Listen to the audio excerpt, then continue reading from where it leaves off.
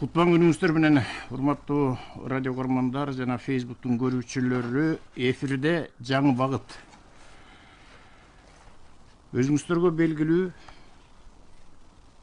Кыргыз Республикасынын президентинин 24-жылдын 18 декабрындагы номер 369 улуттук дем дүйнөлүк бийиктик уңгу жолу аттуу жарлыгына талкууну улантабыз. Уңгу жол улуттук дем дүйнөлүк бийиктик уңгу жолу деп аталды. Муну бүгүнкү күндө бардык мамлекеттик структуралардын деңгээлинде, айрыкча интеллигенциянын багытында абдан талкууга чыгып жатабыз. Дагы бир жолу ушул уңгу жолдун бул улуттук дем деген эмне, дүйнөлүк бийиктик деп биз эмнеге умтулуп атабыз? Эмне үчүн уңгу жол деп аталды? Мына ушуга баягы кайра басым жасап, ушул президенттин 369 жарлыгын сиздердин талкууңуздарга коюп жатабыз. Урматтуу биздин радио угармандар, идеологияны иликтөөчүлөр, урматтуу биздин идеологиялык актив, интеллигенциянын өкүлдөрү, ушул президенттин жарлыгын улуттук дем дүйнөлүк бийиктик уңгу жолу жөнүндөгү, бир сөз менен айтканда улуттук идеология жөнүндөгү маселени көңүлүңүздөрдө жадыңыздардан чыгарбасаңыздар. Бүгүнкү түз эфирге мен дагы бир жолу ушул улуттук идеологияга өзүнүн өмүрүн арнап, эмгегин арнап, энергиясын арнап келе жаткан бир аксакал кишибизди чакырдым. Бул Сапаев Муса Сапаевич. Жалпы угармандарга жана Facebooktун көрүүчүлөрүнө, телекөрүүчүлөргө жакшы тааныш киши, жазуучу, тарыхчы, идеология иликтөөчү, коомдук ишмер, эл тарыхчы коомунун төрагасы, Кыргыз Республикасынын ардактуу аксакалы. Ошоге эми биз мына берекел президенттин жарлыгынын теориялык жактарын радио угармандарга, телекөрүүчүлөргө айтып келатабыз. Бирок ушуну түшүндүрүүдө биз ушул негизги өзүнүн уңгусуна басым жасап, анан ошону калайык калкка алып чыкпасак болбой турат. Анткени мына береке улуттук дем деген бизде эмне деген дем бар? Дүйнөлүк бийиктик деп биз каякка умтулуп атабыз. Анан уңгу жол деп эмне үчүн ушул тарыхый ат коюлду? Сиз идеологияны көптөн бери иликтеп жүргөн адамсыз. Дүйнөлүк тажрыйбаларды жакшы билесиз. Көрүнүктүү коомдук саясий ишмерлерди, идеологдордун жазган эмгектерин, бир сөз менен айтканда Карл Маркс менен Фридрих Энгельстен берки тарыхты иликтеп келе жаткан кишисиз, туурабы? Ошондуктан бүгүн мен сизди ушундай бир ачык талкууга чакырат элем. Бул азыркы замандагы идеология эмнеге муктаж? Азыркы адамзаттын алдында эмне милдет турат? Анан бул өзүбүздүн мына берекел укастын пункттары боюнча дагы мен тиешелүү суроолорду берем, сиз жооп бересиз. Сөз кезек сиздеби? Эми мына дүйнөлүк бийиктик деген сөзүңө жараша бир абдан жаңылыктан сөз баштайын деп атам да. Мунун зарылчылыгы биздин көпчүлүк адамдар, ошонун ичинен абдан билимдүү, наамдуу адамдар мына бул бир нече убакыттан бери болуп келе жаткан идеологиялык талкуулар маалында идеологиянын кереги деле жок. Мисалга ала турган болсок, мына дүйнөдөгү эң кубаттуу мамлекет Америкада идеология жок дешти да. Эми бул мен түшүнөм, себеби дегенде биз узак жылдардан бери эгемендүүлүктү кабыл алган биринчи күндөн бери идеологиясыз коом абалда жашап келатабыз да. Себеби биз мамлекеттик суверендүүлүктү кабыл алдык. Суверендүүлүк демек Кыргыз Республикасы суверендүү, эркин, күнкорсуз мамлекет дедик. Унитардык, күнкорсуз мамлекет дедик. Эми ошо суверендүүлүк дегендин эң негизги бир мааниси идеологиялык суверендүүлүк болот. биздин өзүбүзгө таандык, эч кимден көчүрбөгөн, өзүбүздүн улуттук табигатыбыздан келип чыккан суверендүү улуттук идеологиябыз болуш керек эле да. Себеби дегенде идеология мамлекеттин төрт түркүгүнүн бири деп эсептелет. Албетте. Төрт түркүгү бул баягы гимн, герб, желек, анан идеология болот да. Мына ошол идеологиялык суверендүүлүк маселеси ошол башында чечилбей калды. Эми мына Садыр Нуркожоевдун аракети менен ошол идеологиялык суверендүүлүктү орнотобуз деген аракет жүрүп атат. Анан ошол аракетке карата ушундай бир туура эмес бир пикир: Америкада идеология жок, идеологиясыз эле жашап атпайбы Америка, бизге эмне идеологиянын кереги бар деген көп эле сөздөр болду. Ал эми аттарын деле атасам болот, бирок эми туура келбейт. Ал белгилүү адамдар да, наамдуу, чындуу адамдар. Мына кечээ күнү Американын 47-чи президенти Дональд Трамптын инаугурациясы болду. Бул дүйнөлүк масштабтагы окуя.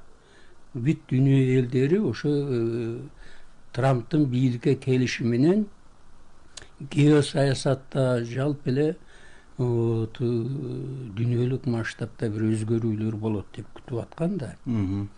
Мына ошол күрөштө демократиялык партия менен республикалык партия күрөштү. Бирөөнүн эмблемасы пил, бирөөнүн эмблемасы эшек, экөөсү эки эмблема менен күрөштү. Демократтардан Камала Харрис кандидатурасын коюп, өзүнүн идеологиялык база катарында либерализм менен негизи солчулдук деп, мына коммунисттик идеология да, ошол жагына басым жасады да. Солчулдукта эмне болду? Ал Камала Харрис ачык айтты. Байлардын, деди, байлыгына чоң салыктарды салып, ошолор аркылуу жакырларга жардам беришибиз керек деди. Бир нече миллион адам турак жайы жок, булардын турак жайын чечишибиз керек. Майда бизнеске, чакан бизнеске, орто бизнеске көңүл бөлүшүбүз керек. Монополисттер каалаган бааны коюп атат, бааны мамлекет жөнгө салууну колго алышыбыз керек. Мына социализмдин белгилери бар да. Жумушсуздукту жоюшубуз керек деп, анан ошону негизи идеология катарында алды. Трамп болсо консерватизм идеологиясын алды да.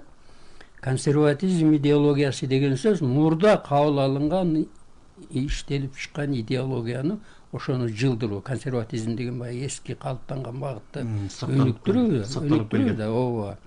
Эми Американын биринчи идеологиясы бул Америка кыялы болгон, американский мечта. Бул 60-жылдардын башында кабыл алынган. Анан 72-жылы америкалыктар мага деген идеология, англисче мага болуп айтылат, мага деген идеологиялык улуттук идеологияны кабыл алган. Бул улуттук идеологиянын башында Американын бирден бир дүйнөдөгү жалгыз улуу держава экендигине калыптанып, ошонун иш жүзүндө бышыктоо биринчи эмеси. Экинчиси, эң негизги маселе эркиндик маселеси. Эркиндик бул Американын саясатынын борбордук маселеси. Анан үчүнчүсү американский исключительности дейт. Американский исключительности деген сөз америкалыктын, америкалык жаранынын өзгөчө чыгаандыгы деген да. Муну Трамп ошол өзүнүн идеологиясы катарында эме жанагы дебаттарда дагы кеңири колдонуп атты. Мага деп кыйкырып. Кечөө эмесинде, инаугурациясында ушул идеологиянын негизинде сөз сүйлөдү. Талдоочулар азыр эле айтып атат, демек мага идеологиясы Трамп ошол инаугурация мезгилинде, мындайча айтканда, презентация кылып кабыл алды, жалпы америкалык масштабта деп атышат да. Эми мунун эмеси эмне? Мында биринчи биз эркиндик дегенде америкалыктар башкача түшүнөт экен, биз башкача түшүнөт экенбиз да. Биз эркиндик десе эмне түшүнөбүз? Оозуңа киргенди отто, каалабаның жаса, кааласаң иште, каалабасаң иштебе. Америкада эркиндик биринчи кезекте сенин дүйнө таанымың бийик болуш керек экен. Сен ар тараптан өнүгүшүң керек экен. Сен күчтүү бир кесипке ээ болушуң керек экен. Сен мыйзамды так сакташың керек экен. Сен социалдык милдеттенмелерди так сакташың керек экен. Мына ушундай сапаттарга ээ болсоң гана сен эркин болосуң. Сен жакыр болсоң эркин боло албайсың эч кандай. Музаке, ушул нерсенин баары биздин оңгу жолго кирди да. Оңгу жолго кирди. Эми ошо жана дүйнөлүк бийиктик дегениңден айтып атам да. Вот. Ал эми американский исключительность өзгөчө чыгганда. Бул демек мына дүйнө жасалма интеллектке кирип кетип баратат. Биз да кирип кетип баратабыз мына шуулдаган боюнча. Вот, ошол эле нейросет, акылдуу роботтор, вот, жана чипизация жана башка. Демек, Американын ар бир жараны дейт. Мына ошо келе жаткан апаат, мындайча айтканда, бул жасалма интеллект миллиондогон, миңдеген эмес, миллиондогон адамдардын жумушчу ордунун тартып ала турган каражат да. Демек, Американын жараны дейт, ошол жасалма интеллекттен кем калбаган, ошонун жогору турган жөндөмдүүлүккө ээ болуш керек. Билимге ээ болуш керек. Билимге ээ болуш керек деп, анан мындай кылып атат. Баягы Байдендин учурунда Америкага 12 миллиондон ашык мигранттар кириптир да эки жакта. Трамп айтып атат, бул мигранттарды мен чыгарам деп атат. Себеби дегенде булар дейт жалкоо, ошо ар жактан келген, журус кесиби жок. Американын элине дейт начар таасир калтырып атат. Биринчи этапта 2 миллионду чыгарам, анан калганын ушинтип чыгарам, мигранттарды киргизбеймин деп. Мына ошол Американын мындайча айтканда ички идеологиясы да. Анан Американын идеологиясы улуттук идеология, эки бөлүктөн турат. Бул азыр мага идеологиясы, Американын улуттук идеологиясы Американын өзүнө тиешелүү болсо, Американын тышкы дүйнөлүк глобалдуу саясаттагы идеологиясы мана Генри Киссинджер иштеп чыккан мировой порядок, дүйнөлүк тартип. Бул кабыл алынган, мына мен кандай кабыл алынганын айтып берейин. Могу жерде муну кабыл алган мезгилде мына ошол кезде президент Теодор Рузвельт болгон Америка как мировая держава деген доклад жасаган. Теодор Рузвельт. Ал эми Генри Киссинджер андан кийин ушул идеологиянын мировой порядоктун автору катарында выступая за все человечество дейт. Соединенные Штаты Америки и концепция мирового порядка. Дүйнөнү тартипке салуу концепциясы. Бир мындайча айтканда рамкада кармоо Американын глобалдуу саясаттагы ролу деп улуттук идеология катарында кабыл алынган. Мына ошондуктан биздин адамдарыбыз Америкада идеология жок, анан мындай андай дегенди. Демек, ушунун баарын эмнеге ушундан баштадыңыз сиз азыр? Ушундан бери элебейсизби? Мунан баштаганымдын себеби мындай. Мына бизде иш ырааттуулук менен жүрүп келатат да. Мына биринчи кыргыз жараны деген башталды. Мындан бери 4 жыл мурда. Кыргыз жаранынан жанагы жок, инсандын адеп акылактык тарбиясы. Ага чейин башталды эме. Кыргыз жараны андан кийин жаралды.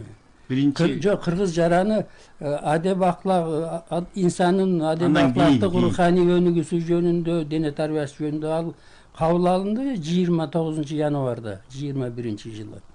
Андан кийин бул кыргыз жараны мындайча айткан лидандуулук дагы толуктоолор менен кабыл алынды. Анан улуттук нарк кабыл алынды. Андан кийин улуттук нарк кабыл алынды. Мына мындайча айтканда ырааттуулук менен өнүгүп келип 23-жылдын 13-декабрында узак мөөнөттүү стратегиялык идеологиялык стратегияны иштеп чыгуу боюнча жумушчу топ түздү. Эми биз мына ошол жумушчу топко толук 1 жыл убакыт өткөндөн кийин 24-жылдын 18-декабрында Садыр Нуркожоевич ошо жана жалпысынан эми Уңгу жол деп аташты булары. Ошонун улуттук дем, дүйнөлүк бийиктик Уңгу жолу. Уңгу жол. Эми Уңгу жол деген жанагы доктрина деген сөздү кыргызча Уңгу жол деп атадык деди го. Ошол кол койду. Андан бери мына 1 айдан ашык убакыт өттү. Эми ушунда баягы логикалык жыйынтык келип калат өзүнөн өзү. Муну жалпы эл менен, жумура журт менен тааныштырып, презентация бет ачарын өткөзүп, тиешелүү иш пландар түзүлүп, мындайча айтканда элге ар бир жумура журтка жайылтуу процессиге келип биз такалдык да. Ушул жерден бир нерсени айтып коеюн, сөзүңүз болсуңуз да, оюңузду жоготпой туруңуз. Ушул Уңгу жолдун башында минтип жазып атат да, Кыргыз Республикасынын эли ушул күнгө чейин келечекке ишеним жарата турган, коомдун мүмкүнчүлүгүн жаратмандыкка багыттоо күчүнө ээ болгон, элдин биримдигин уюмдашуу жөндөмүн арттыра алган узак мөөнөттүү идеологияга, баш багытка мукташ бойдон калып келди дейт. Мына ушул мукташтыкты чечмелеп айтып бере аласызбы? Өзүңүз билесиз, мынакей 33 жыл болду, демек өз алдынча өлкө болгонубузга. Бир топ жолду басып өттүк, саясий жактан такш алдык, экономикабыз төшөлдү. Адамдардын коомдук саясий көз караштары, аң сезими рыноктун шартынан алгачкы жылдарына караганда башкача түргө келди деп атабыз. Өзүңүз айткандай, мунун эң эле жетип аткан чеги жанагы жасалма интеллектке чейин кол созуп калды азыр Кыргызстанчы. Анан бизге ушул мукташтык, бул экономиканы өнүктүрсө болот деп айтып атабыз да, идеология жагы эмне болот, руханий дүйнө, көркөм көрөнгө эмне болот? Абдан таамай суроо бердиң. Мен ошо муктаждык каяктан жаралып, анын маанилүүлүгү канча, даражасы канча экендигини түшүндүрүш үчүн мына могул атайын алып келдим. Ушунан баштайын. Материалы 22-го съезда КПСС. Бул китеп 1962 жылы жарык көргөн Москвада. Мына жарык көргөнүнө 63 жыл болду. Өтө маанилүү китеп. Бул ошол өткөн кылымдын 70-жылдары эле адамзат тагдырын өзгөрткөн адабияттар деген номинацияга кирген. Адамзат тарыхын ушунчалык маанилүү, себеби дегенде 22-съезде Советтер Союзу СССРде коммунизмди куруунун программасын кабыл алган. Урааны бүткүл адамзаттын жаркын келечеги коммунизм деген. Бул съез 15 күнгө созулган. Бул ошол кездеги идеологиянын эң башкы төбөсү эле, Төбөсү, анан бул бүтүндөй капиталисттик дүйнөнү солкулдаткан. Африка мамлекеттеринде ушул коммунизмди куруу идеясынын негизинде улуттук боштондук кыймылы пайда болуп, 37 жаңы мамлекет колониядан бошонуп чыккан. Ушу Англия, Франция, Италия, тиги анан Германия кийин кошулду. Германиянын ошолордун колониализмдин чынжырын үздү да ушул китеп. Ушуга шыктанып эме болушту. Анан бул коммунизмди, СССРде коммунизмди куруунун эмеси, программасы. Бул идея гана. Идея болгон. Идеяны идеологияга айландырыш керек да. Вот ошол идеологияга айландырган эмгек мына могул. Теория и практика идеологические работа. То есть биз азыр айтып атпайбызбы Уңгу жол деп. Уңгу жол азыр бизге идея гана, ал идеология болгон жок. Ошону биз идеологияга айландырышыбыз керек. Идеологияга айландырганыбызда гана ар бир адамдын жан дүйнөсүнө анын күнүмдүк жашоо образын айланат да. Мына мен кичине эле окуп берейин ушул жерден бир аз. Кандай иштер болгон. Сущности идеологической деятельности дейт. Мына идеологиялык ишмердиктин маңызы которгондо. Биз ошол идеологиялык иштердин маңызын аныктадык азыр. аныктай элекпиз да. Биринчи демек биз идеологиялык иштердин маңызын аныкташыбыз керек. Идеологияга айландырыш үчүн. Экинчи, основное направление идеологической работы дейт. Мына жаштардын арасында, маданий ишмерлер арасында, армияда, үй бүлөдө, мына семейный укук коргоодо, дене тарбияда, экологияда баардыгы да ушу багыттарда кандайча иштер жүрөт, онун багытын аныкташыбыз керек. Бул али боло элек. Андан кийин средства идеологической работы. Биринчи, значит, идеологическое образование. Элди идеологиялык жактан демек сабаттандырыш керек. Экинчи, экономическое образование. Массовое политическое образование. Культурно-просветительское образование. Средства массовой информации менен иштөө. Роль семьи и трудовой коллектива в формировании нового человека. Мына могул идеология байланыштуу үй бүлөдө жана жамааттарда, коомдук уюмдарда ушул идеологиянын кабыл алган идеологиябыздын духунда жаңы адамды тарбиялоонун концепциясы түзүлүш керек. Иштер. Ооба. Мусака, эми ушул сөзүңүзгө кошумча, мына ошондо сиз азыр келдиңиз, мына биздин улуттук демди жакшы баштап бердиңиз да. Рахмат. Ушул аталган кырдаалдан ылдам чыгуунун ишенимдүү жолдорунун бири кыргыз жарандарын бир муштунга бириктире турган, куттуу келечекке ишеним арттырган, жарандык мекенчилдикти күчөткөн, улуттун демин арттырып ага дымак берген, жаңы демилгелердин жаралышына жол ачкан идеяларды иштеп чыгып, аны ыкчамдык менен ишке киргизүү экендиги маалым болду. Ошондой идеялар бүгүн бизде бар. Ал Кыргыз Республикасынын улуттук дем дүйнөлүк бийиктик уңгу жолу деп жазылып атат мына биздин президенттин указында. Эми Кыргыз Республикасынын бардык жагынан жапырт өнүккөн, жарандары бактылуу жашап, өз өлкөсү менен сыймыктанган, элдик нарк баалуулуктары бекем сакталган унитардык мамлекетибизди дүйнөлүк деңгээлге чыгаруу улуттук дымагыбыз. Жанагы улуттук дем деген нерсе бекер эле келип келген жок да, мына ушуну негиз кылып алып атабыз да. Себеби өзүңүз абдан башында сонун белгиледиңиз. Кыргыз Республикасы бул эгемендиги чектелбеген, ички жана тышкы саясатын өз алдынча жүргүзгөн, эли мамлекеттик бийликтин жападан жалгыз булагы болгон, конституциялык түзүлүшкө, мамлекеттик символдорго, туу, герб, гимнге ээ, дүйнө өлкөлөрү тарабынан таанылган демократиялык, унитардык, укуктук, светтик жана социалдык мамлекет деп атабыз. Эми ушул улуттук демди кантип ишке ашырабыз? Улуттук дем дегенде бизге автоматтык түрдө бир ысым ойго келет да. Манас. Манас деми, Манас дымагы. Анан ушул баягы өткөндө да айттым, азыр да кайталап коеюн. Акылдуу адам дейт, башкалардын катасынан тыянак чыгарат. Акылсыз адам өзүнүн да катасынан тыянак чыгара албай, улам кайталай берет деп.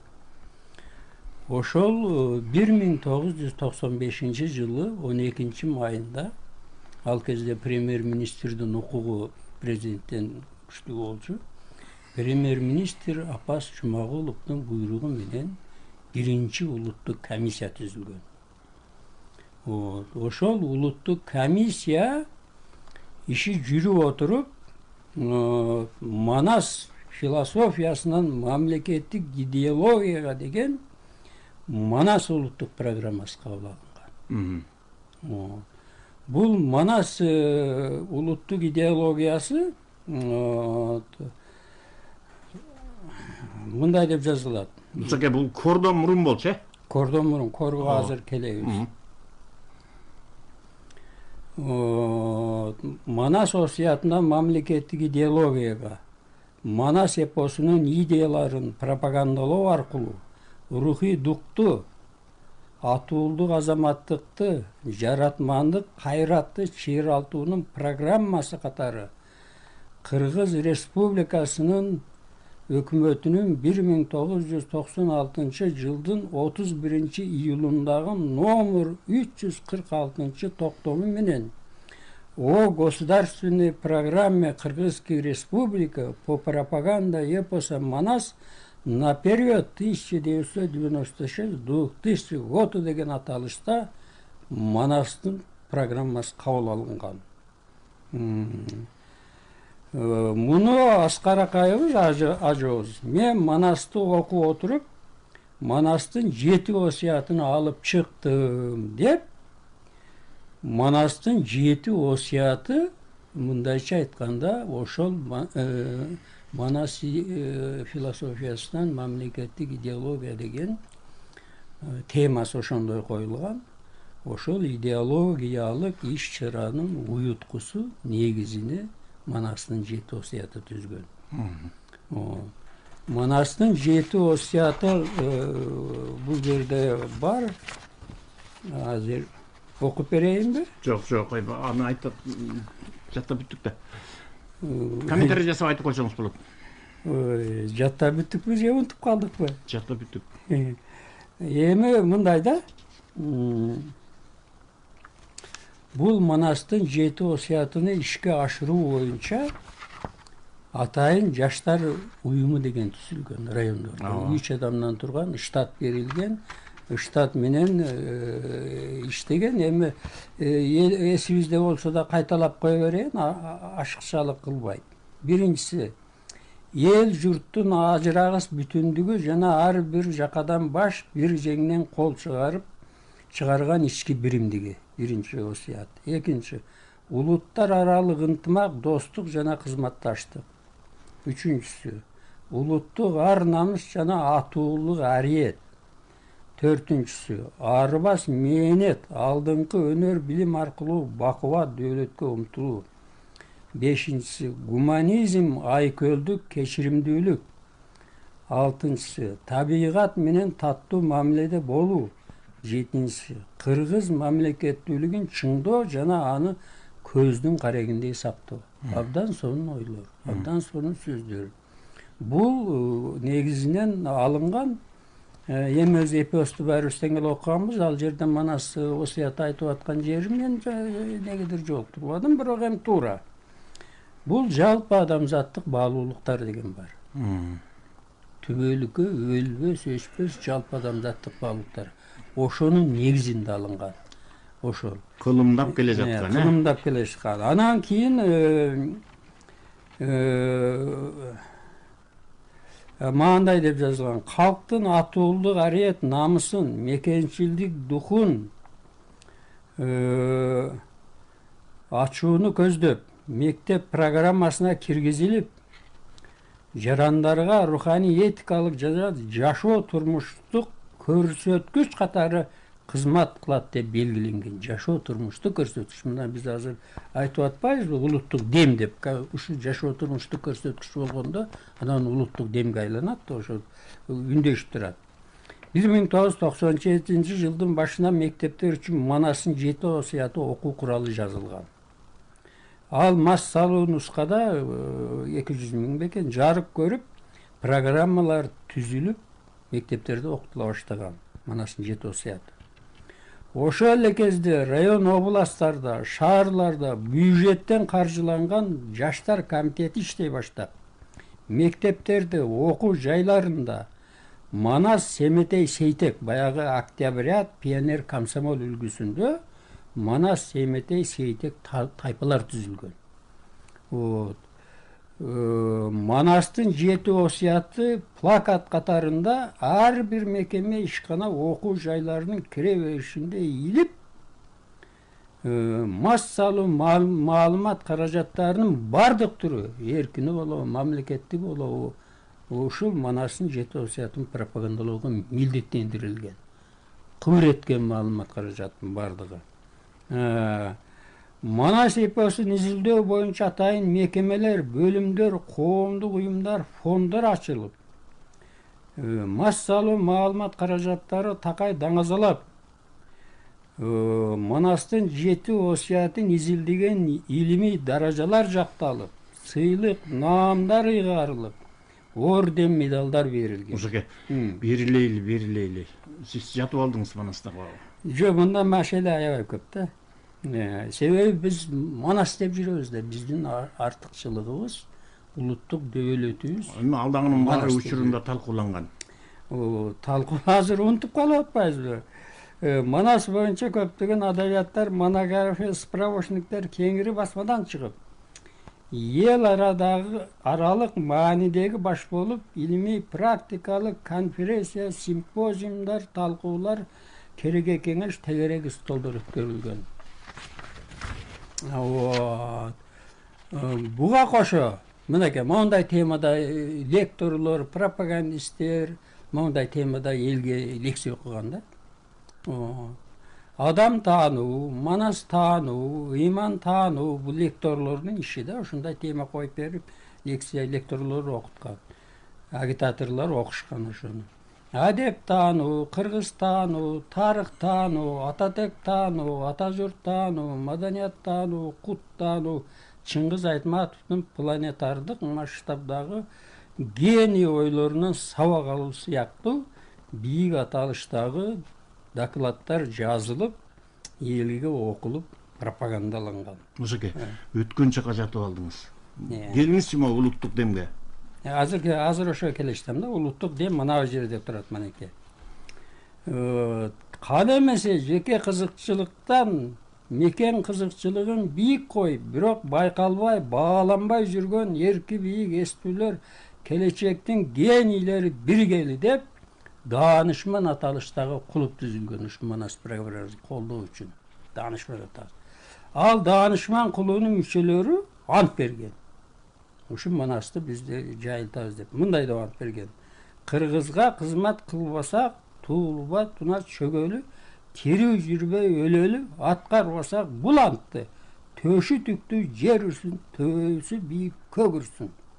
Мына ант беришкен ушу Манас программасыны, идеологиясыны биз улуттук демге айландырабыз деп. Андан сырткары Ошоге бери жылыңыз. Манас руху атпай журтубуздун алтын туткасына айлантабыз деген ураанын астында кызыктын баары биякта. Бери жылыңыз жатып алдыңыз алдагы жерге. Ушунда да.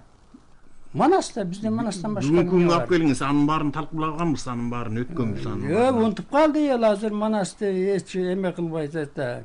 Мындай деген ураан чакырыктар жазылып илинген да ар жерге. Кыргыздар көптөргө билинбей өнүгүүдөгү алтын доорго жол башчы болууга даярданып жатат. Мына Манас аркылуу көрдүңүзбү? Кыргыздын жүрөгүндө залкар Данышман Манастын каны айланып турат. Кыргыздар ажайып куттарган купуя сапаттагы сырдуу эл. Кыргыз эли Айкөл Манастын мураскорлорубуз. Күндөн жаралган, нурдан бүткөн, гени таза, түбүбүз түптүү ар элбиз. Манас духубузга, Манас урухубузга таянып Кыргызстаныбызды ар бирибиз сыймыктана турган, чет элдиктер суктана турган гүлдөгөн өлкөгө айлантабыз деп кыйкырган жаңы демократтар ошондо. Анан эмне болду аягы? Ке ошондо аягы азыр келиштем да биз. Биз Манас элинин урпактары намыска жаралганбыз. Уулдарыбыз урматтуу, кыздарыбыз кымбаттуу, түбүбүз түпкүлүктүү калкпыз. Манас дүйнө кезип бүткүл аалам боюнча тарап турган улуу рух. Манас кыргыз элинин кебелбес күчү, кажбас кайраттуулугу жана чексиз каармандыгы. Эгемендүүлүктүн шарапы менен Манас сындуу лидерлерге эми даңгыр жол ачылды. Мына жалаң Манас сындуу лидерлер келет деген ар бир кызмат орундорго, губернатор, район акими, айыл башы, министрге Манас сындуу адамдар гана отуруш керек деген маселе көтөрүлгөн. Мына турат мына жерде. Айкөл ушу кыргызым, элим, жерим деп башын канжыгага сайган таза эмгектенген адамдар, Манас сындуу адамдар гана кадр болот деп мындан да анын эмеси иштелип чыккан. Манас баарыбыздын ак тилегибиз Каухардай таза ниетибиз деген. Мына көрдүңүзбү? Мына ушундай ак тилеги, Каухардай таза ниети бар Манас сындуу лидерлер ошолор гана бийик жетекчи кызматтарды ээлеш керек. Биринчи, экинчи, үчүнчү орунга айтылган.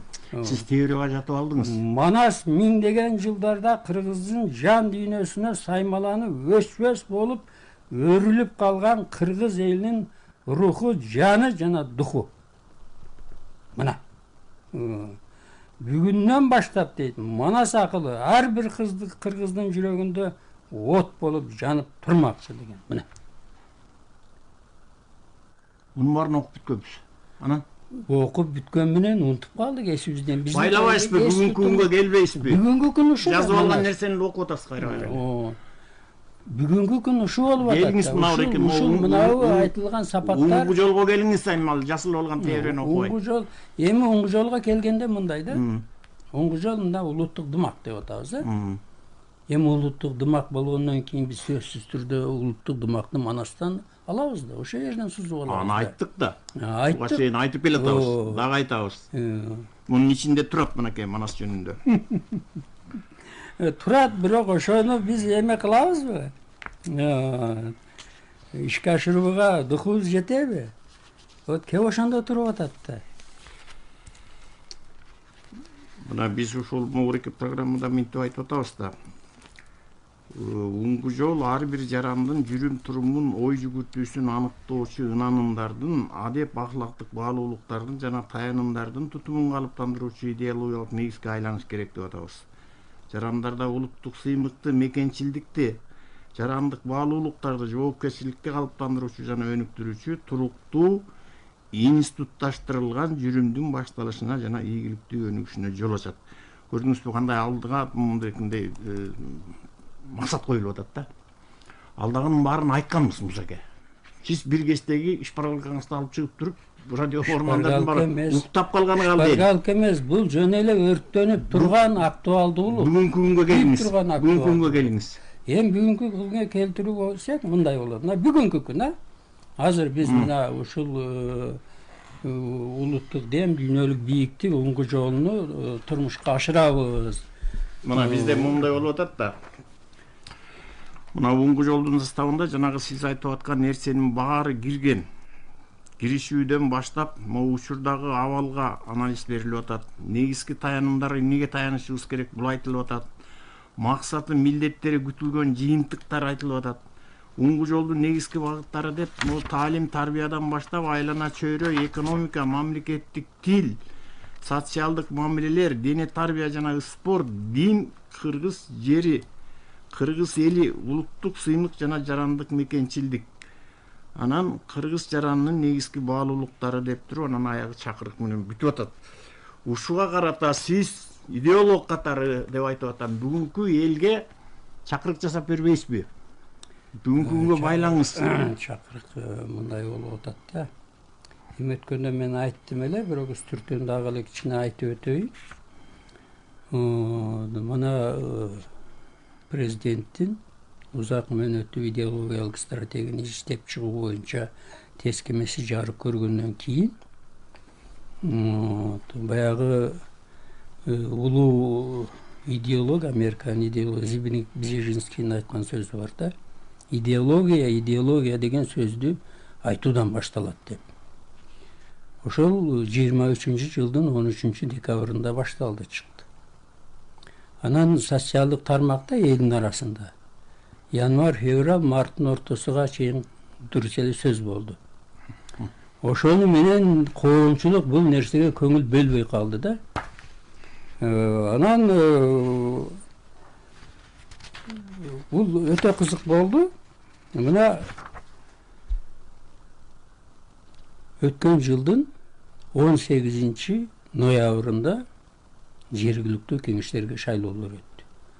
20 миңден ашык адам кандидатурасын койду.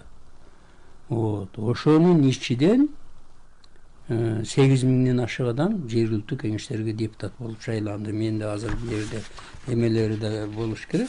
Канча санынан бери азыр бир жерден таап мен окуп берем.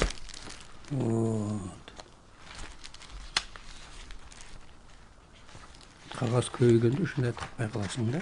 Айта бериңиз. Аяка бияка кирип кетет. Айта бергенде ошол кандидатура койгондордо дагы шайлангандардын да дагы программасы болуш керек да. Элге программа менен жыгат да. Мен мына моундай иштерди жасап берем деп.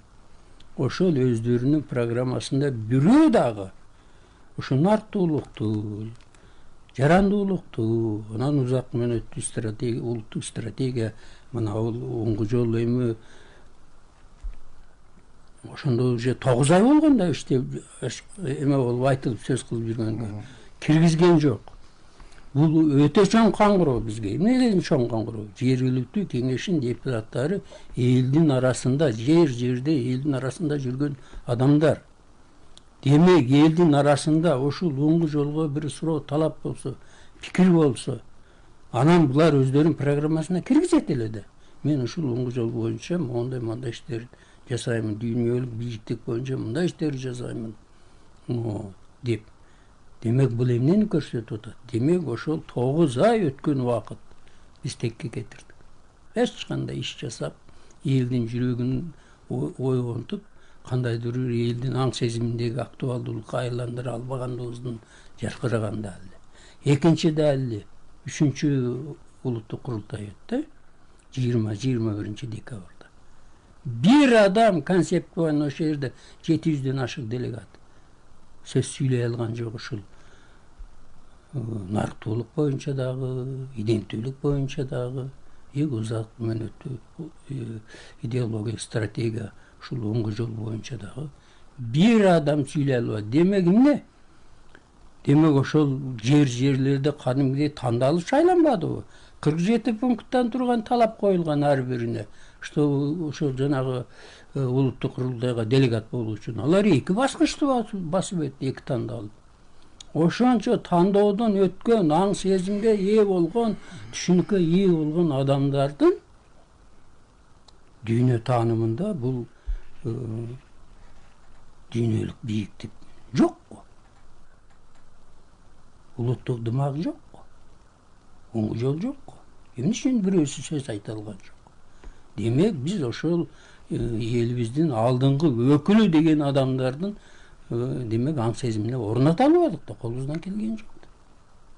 Талкууга койбодукпу? Талкууга коюлганда ошондо кыйкырып чыгышат эле да. Анын ордуна отуруп бир айыл өкмөтүнүн башчысы чечип кое турган маселе баягы эле суу, жол, кудук, көпүрө ошону сүйлөп отуруп алышпады. Андан сырткары дагы кызык бар. Мына жаңы жыл келди. Жаңы жыл келгенден баштап 3 январдан баштап тынымсыз жык серепчи, талдоочу, ана мына дегендер 2024 жылы жасалган көзгө көрүнүктүү бараандуу иштер жөнүндө санактап чыгышты да. Курулуш боюнча, транспорт боюнча, энергетика боюнча, социалдык тармак боюнча бардык тармактарды эсептеп эме кылып чыгышты. Мына аэродромдор жаңыдан курулуп атат, мектептер бүтүп атат. Мынабу Кытай, Кыргызстан, Өзбекстан жолу башталып атат. Ушунун баарын айтты дагы. Былтыркы жылдын бараандуу окуясы катары мына бул оңгу жол доктринасы экендигин бирөө да сөз кылган. Биз деле менин радиодон тынымсыз берип атпадык. Вот ке ошондо болуп атат.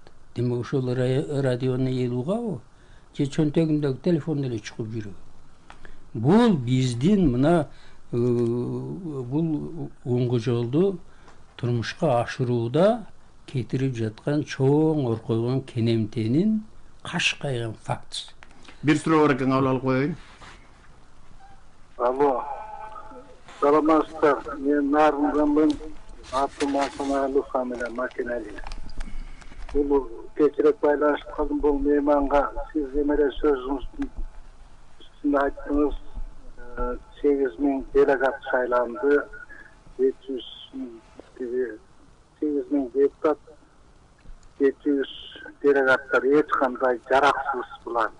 Сөйлөгөн сөздөрдө эч кандай жок дейт. Анда эмесе булардын сөздөрүн укпай эле коелубу? Толук эле сиздин сөздү уксак болот экен да. Жооп берип койсоңуз.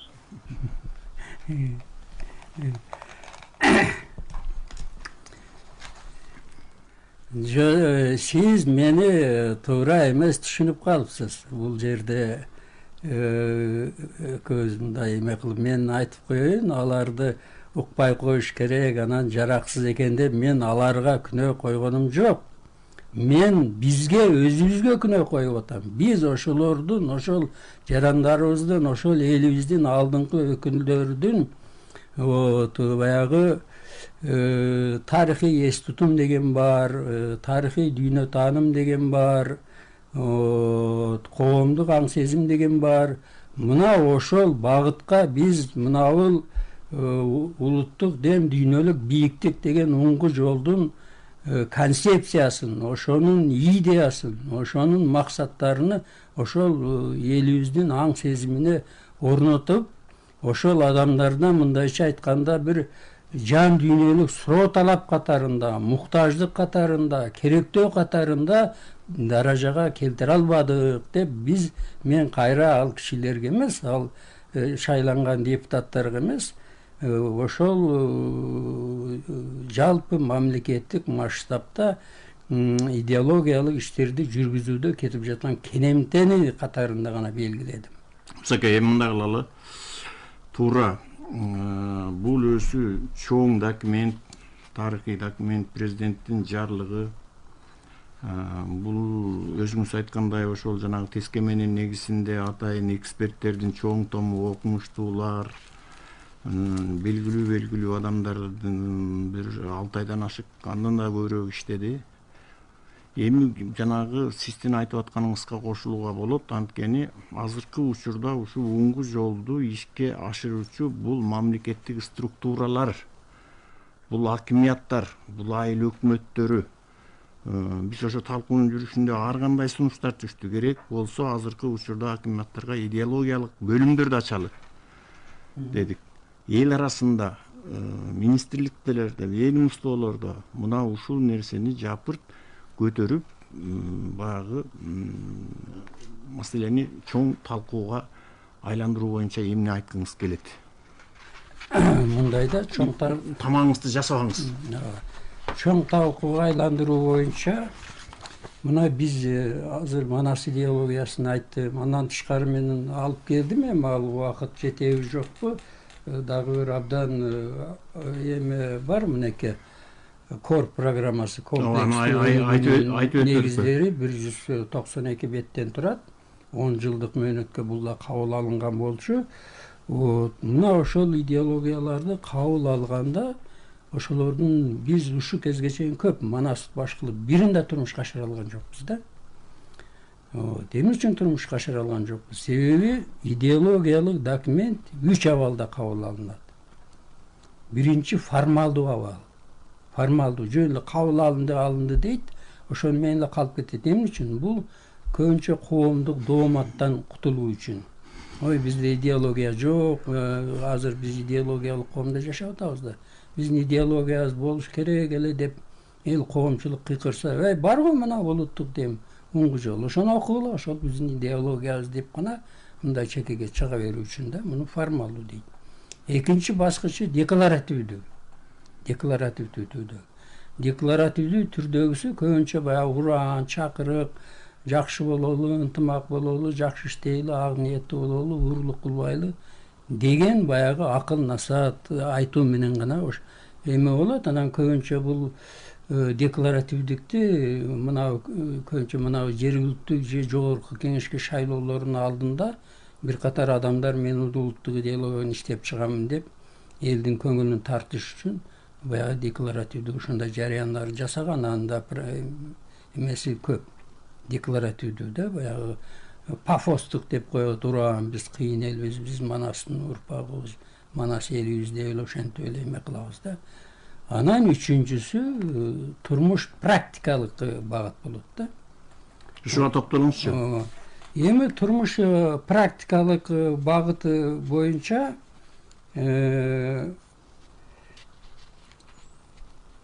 мындай мамлекеттердин эмесин алгым келет да, мисалы Германия, Япония, Кытай, булар ушу идеологиялык иштеп чыккан идеологиясыны, мисалы Ден Сяопин иштеп чыккан Кытай өнүгүүсүнө өзгөчө жолу чоң секирик деп алар айткан да, биз монтип кичинеден неме болбойбуз, дароо эле баягы электроника, жогорку технологияга, ошого кызыгышыбыз керек. Ошого өсүп отурабыз баскыч менен дебей деп. Ошонун үзүрүн азыр Кытай көрүп атпайбы? Америка менен тең тайлашып атат жасалма интеллект боюнча. Же болбосо мына Япондор экинчи дүйнөлүк согушта тырым-таракай чыкты да. Атом бомбасы ташталды Хиросима менен Нагасакиге. Жеңилүүгө кол койдулар. Бул деген моральдык сыноо да. Анан өзү аралда жашаса, кемелеринин 80% талкаланды. Самолетторунун дагы 80-90% талкаланды. Негизи кургак менен кеме анан самолет аркылуу гана катташкан, автомобиль менен да катташа албайт. Ошондой оор абалга түшкөндө ошол турмуш практикалык идеологияны кабыл алышты да. Алар сапат системасын киргизди. Сапат, дүйнөлүк сапат. Япон эли жасаган нерсе сапаттуу болуш керек. Алган билими сапаттуу болуш керек, ден соолугу сапаттуу болуш керек, кесипкөйлүгү сапаттуу болуш керек, үй бүлөсүн сапаттуу тейлеш керек, баланы сапаттуу тарбиялаш керек. Бүт эле сапатка барып эме кылды да. Чыгарган товары. Чыгарган товарыны мындай дейт. Эгер дейт бир адам 1000 товар жасады дейт, мисалы кружка жасады дейт. Ошонун ичинен бирөө сапатсыз болуп калса дейт. Ошол кружканы сатып алган адам үчүн дейт. Ошону жасаган мен 100%га сапатсызмын дейт. Мен 999 сапаттуу жасап койгом дейт. Бирок жанагы демек мен ошол 1000 буюмдун бирин дагы сапатсыз болбош керек деген уран менен эме кылышты да. Же болбосо мына немистер экинчи дүйнөлүк согушта тырым-таракай чыгып талкаланды. Эчтеке калган жок. Айдоо жерлеринин бардыгын окоп кылышты, траншея кылышты, казышты, коргонуу эмелерин курушту. Берлин түп-түз болду. Андан кийин жеңген мамлекеттер бүт технологиясын ташып кетпеди. Советтер Союзу жанагы немистердин Жук деген автомобилдер коңузга окшогон. Ошону алып келип, ошонун негизинен Москвич 1 деген машинени жасаган. Андан сырткары СССР оптиканы алып келди. Ошонун аркасынан СССРдин чыгарган фотоаппараттары, дүрбүлөрү азыр да сапаттуу. Америка болсо бүтүн окумуштууларын, билимдүү адамдарды, жана ФАО-1, ФАО-2 дегенди жасаган окумуштууларды алып кетип, ошонун аркасынан ошолордун эмеси менен Америка атом бомбасын чыгарып атпайбы. Англичандар болсо бүтүн ошол жерден баягы архитектура, курулуш, башка техникалар боюнча деген алар алып чыгып келди. Жып-жылаңач калды да немис эли. Анан ошондо немис эли айтты да, биз немис эли өзгөчө жаралган сапаттуу арый эл экендигибизди эми далилдешибиз керек. Мына бизге тарых сыноо берип атат биздин башыбызга. Биз чынында эле ошондой арый элбизби деп туруп анан неместик, тартип, тыкандык, жоопкерчилик деген ураанды алып туруп шымаланып киришип 12 жылдын ичинде эмесини толук бутуна туруп кетпеди. Эми бизге токтолуңуз. Биз эмне деген элбиз эми? Эми биз эмне кылышыбыз керек? Биз эмени турмуш практикалык деңгээлде кабыл алыш үчүн ошол жанагы элдердин эмесини, тажрыйбасыны өзүбүзгө алып келип колдонушубуз керек. Дүйнөлүк практиканы, дүйнөлүк практиканы. Буну эч эмени издеп отуруштун кереги жок. Демек эмнеден башталыш керек? Биринчи структура, жоопкерчилик. Ким алат? Ким жооп берет? Жоопкер адамдарды. Мына мен азыр окуп берем, жоопкерчилик кандай болот. 2 мүнөт убакыт калды. Бүтүшкөбү? Ой, токто, анда мен эме кылайын. Мындай да. Макыр.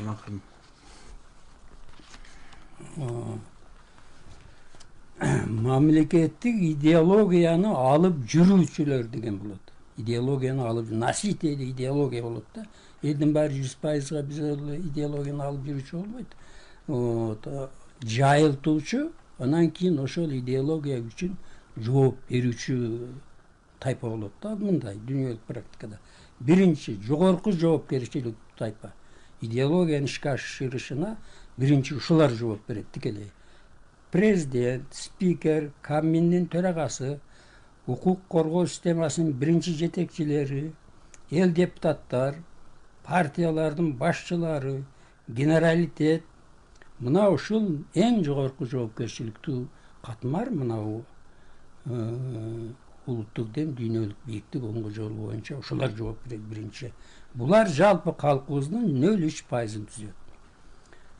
Экинчи орточо жоопкерчиликтүү тайпа. Булар мындай эмгек сиңирген, наамы барлар, жогорку чиндүүлөр, орден медалдуулар, жождордун профессорду окутуучу составы, улуу офицердик чиндер, эл акыны, эл артиси, эл сүрөтчүсү жана башка наамы барлар. Мындайча айтканда, интеллигенциянын каймагы. Ушулар орто жоопкерчиликтүү. Булар калкыбыздын 1,10%-ын түзөт. Үчүнчү жоопкерчиликтүү катмар. Мындай. Бул интеллигенция, булар жогорку билимдүү деген диплом барлар да. Анан партиялардын аймактык координаторлору, офицерлер болжолдуу саны калктын 8%-ын түзөт. Ошоге жыйынтыктабыз. Ошондо жалпы жоопкерчиликтүү катмар 12%-ды түзөт дагы, жалпы калктын 88%-ы бул колдоого алуучу катмар. Бул 88%-га 3 эле эме талап коюлат. Мыкты кесипкей болуш керек, мыйзамды так сакташ керек, үй бүлөнү тың кармаш керек. А булар китеп окуйбу, окубайбы, мына нерсени жаттайбы, жаттабайбы, мынабул алдыңгы көчкө түздөлүп эле кете берет. Мынабулар өзүнүн мисалы менен эле жашоо образы менен эле могул жака улуттук дем берип жөнөйт алды. Рахмат, жакшы тапшырма койдуңуз аягында. Жакшы милдеттендирдиңиз. Сизге рахмат. Урматтуу радио көрөрмандар жана Facebooktун көрүүчүлөрү, бул улуттук дем дүйнөлүк бийиктик оңгу жолун талкуу бул көпчүлүктүн катышуусунда ишке ашуучу нерсе. Ошондуктан дагы бир жолу жанагы указда, жарлыкта көргөзүлгөн тиешелүү органдар, министрлер кабинетинен тартып, акимият айылдык өкмөттөргө чейин сиздердин жадыңыздарда болуш керек. Бул боюнча талкууну улантабыз. Муша Сапаев, сизге чоң ыраазычылык билдиребиз. Саламатта болуңуздар. Рахмат.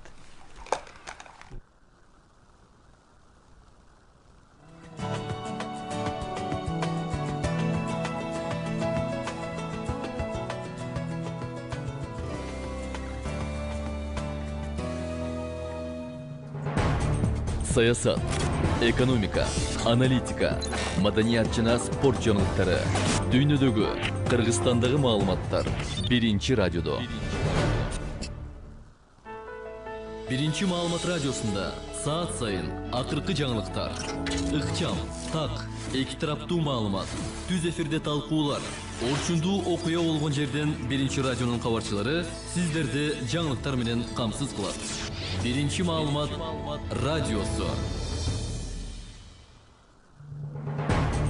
Саясат, экономика, аналитика, маданият жана спорт жаңылыктары, дүйнөдөгү, Кыргызстандагы маалыматтар биринчи радиодо.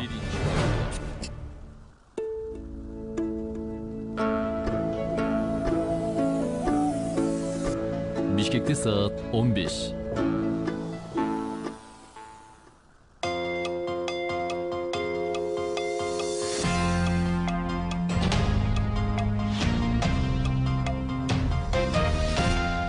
Саламатсыздарбы, биринчи радио жана Миңгал ФМ радиосунда жаңылыктардын кезектеги чыгарылышы, студияда Бакыт Тапаев. Гемин районунда кубаттуулугу 100 мегаватт болгон күн электр станциясынын курулушуна мезгил кутучасы салынды. Иш-чарага чыккан министрлер кабинетинин төрагасы Адылбек Асмалиев электр станция энергетикалык көз карандысыздыкка жетишүүгө, улуттук экономиканы өнүктүрүүгө жана туруктуу өнүгүү идеясын алдыга жылдырууга чоң салым кошоорун белгиледи. Провинциясы менен Чүй обласы эки тарапка тең пайда алып келе турган стратегиялык өнөктөштүктүн үлгүсүн көрсөтүп жатат. Өкмөттүн, инвесторлордун жана жергиликтүү жамааттардын биргелешкен ишинин аркасында бул долбоор ийгиликтүү ишке ашат деп ишенебиз. Бул объект